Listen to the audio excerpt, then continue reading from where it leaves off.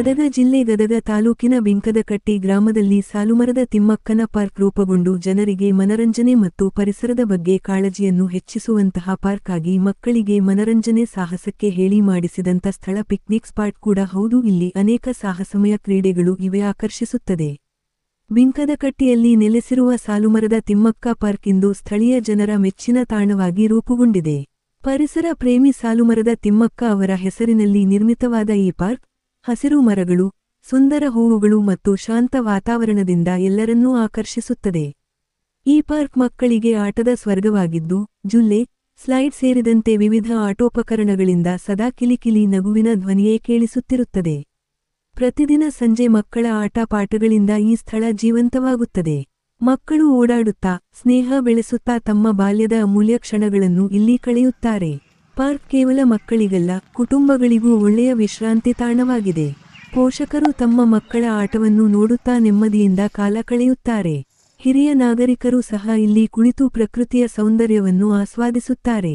ಸಾಲುಮರದ ತಿಮ್ಮಕ್ಕ ಪಾರ್ಕ್ ಪರಿಸರ ಸಂರಕ್ಷಣೆಯ ಮಹತ್ವವನ್ನು ಜನರಿಗೆ ನೆನಪಿಸುವ ಒಂದು ಜೀವಂತ ಉದಾಹರಣೆ. ಇಲ್ಲಿ ಬೆಳೆದಿರುವ ಮರಗಳು ಮತ್ತು ಹಸಿರು ವಾತಾವರಣವು ಜನರಲ್ಲಿ ಪ್ರಕೃತಿಯ ಬಗ್ಗೆ ಪ್ರೀತಿ ಮತ್ತು ಗೌರವವನ್ನು ಹೆಚ್ಚಿಸುತ್ತದೆ. ಒಟ್ಟಿನಲ್ಲಿ ಬಿಂಕದಕಟ್ಟಿಯ ಸಾಲುಮರದ ತಿಮ್ಮಕ್ಕ ಪಾರ್ಕ್ ಮಕ್ಕಳ ಸಂತೋಷ, ಕುಟುಂಬದ ಒಗ್ಗಟ್ಟು ಮತ್ತು ಪ್ರಕೃತಿಯ ಸೌಂದರ್ಯವನ್ನು ಒಟ್ಟುಗೂಡಿಸಿದ ಒಂದು ಅದ್ಭುತ ತಾಣವಾಗಿದೆ. ಇದು ಕೇವಲ ಒಂದು ಪಾರ್ಕ್ ಅಲ್ಲ, ಜನರ ಮನಸ್ಸಿಗೆ ಹತ್ತಿರವಾದ ಒಂದು ನೆನಪುಗಳ ಸ್ಥಳವಾಗಿದೆ.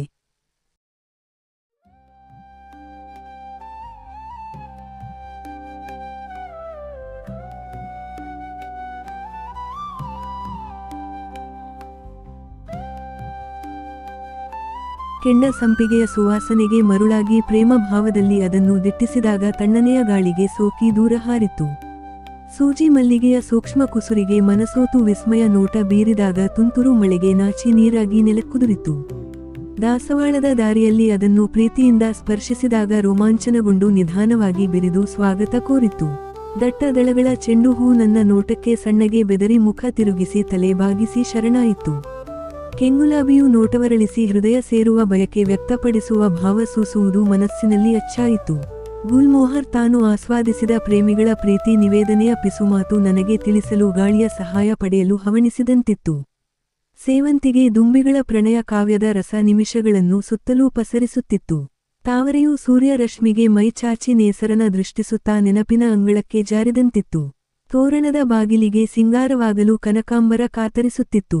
ಅಶೋಕ, ಸ್ಫಟಿಕ, ಪಾರಿಜಾತ, ಕಣಗಿಲೆ, ಕೇದಗೆ, ಡೇರೆ, ಸುರಗಿ, ತುಂಬೆ, ಜಾಜಿಗಳು ವಸಂತದ ಆಗಮನದಿಂದ ಸಂಭ್ರಮಿಸುತ್ತಾ ತಮ್ಮ ಬದುಕಿನ ಸಾರ್ಥಕ ಕ್ಷಣಗಳನ್ನು ಅನುಭವಿಸುವುದನ್ನು ಗಮನಿಸುತ್ತಾ, ಕೋಗಿಲೆಯು ಇಂಪಾದ ಸ್ವರ ಮಾಧುರ್ಯದಲ್ಲಿ ಇನಿಯನನ್ನು ಕರೆಯುತ್ತಾ, ಗುಬ್ಬಚ್ಚಿಯು ಚಿಲಿಪಿಲಿ ಹಾಡಿ ಮಗುವಿಗೆ ಕಾಳು ಉಣಿಸುತ್ತಾ, ಮಿಡತೆಗಳು ಮಿಲನ ಮಹೋತ್ಸವದ ಜೇಂಕಾರದಲ್ಲಿ ತೇಲಾಡುತ್ತಾ, ಕಾಗೆಗಳು ಕಲರವದಲ್ಲಿ ತಮ್ಮ ಆಹಾರ ಹಂಚಿಕೊಳ್ಳುತ್ತಾ, ಪಾರಿವಾಳಗಳ ಗುಟುರಿನೊಂದಿಗೆ ಶಾಂತಿ ಸಂದೇಶ ಸಾರುತ್ತಾ, ಗಿಣಿಗಳು ಅಣಿಮುತ್ತಿನಲ್ಲಿ ರಸಸ್ವಾದಿಸುತ್ತಾ, ನವಿಲುಗಳು ನರ್ತನದಲ್ಲಿ ನಲಿಯುತ್ತಾ, ಗೀಜಗ ಮಳೆಗಾಲಕ್ಕಾಗಿ ಗೂಡು ನೇಯುತ್ತಾ, ತೆಂಗು, ಮಾವು, ಬಾಳೆ, ಹಲಸು, ಸೀಬೆ, ದ್ರಾಕ್ಷಿ, ಸೇಬು, ದಾಳಿಂಬೆ, ಅನಾನಸ್, ಕಿತ್ತಳೆ, ಮೂಸಂಬಿ, ಕಲ್ಲಂಗಡಿ, ಕರ್ಬೂಜ, ಪಪ್ಪಾಯಿ, ಸಪೋಟ, ಚಕ್ಕೋತ, ಕೊತ್ತಂಬರಿ, ಕರಿಬೇವು, ಪುದೀನ, ದಂಟು, ಪಾಲಾಕ್, ಅರಿವೆ, ಬದನೆ, ನುಗ್ಗೆ, ಬೆಂಡೆ,